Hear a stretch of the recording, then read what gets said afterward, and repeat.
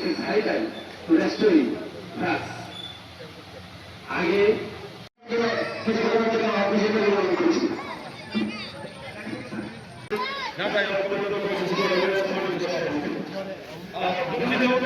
হচ্ছে এটা কি আপনারা কতটুকু জানেন আমি জানি না, আমি বিশ্বাস করি।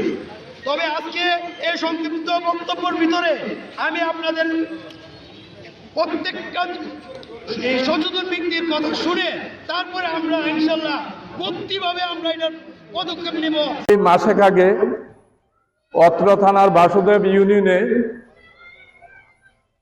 নাতি কর্তৃক দাদিকে দর্শন করে মাদক সেবন করে হত্যা করে, পরবর্তীতে তাকে বস্তায় ভরে পাট ক্ষেতের ভিতরে রেখে আসে। একমাত্র এই হত্যার মূল কারণ হলো মাদক।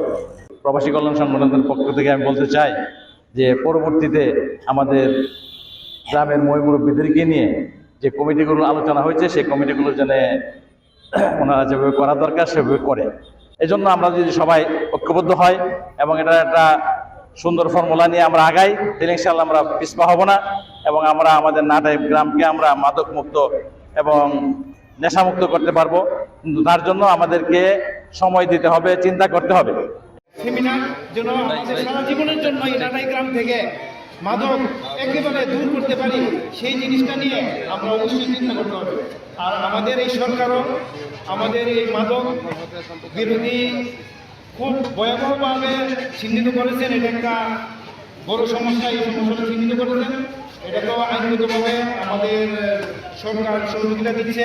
তারপরেও আমাদের গ্রামের সমাজ, আমাদের প্রত্যেকটা মানুষ আমরা এটা সচেতন হইলেই আমরা এই গ্রাম থেকে মাদক দূর করতে পারবো।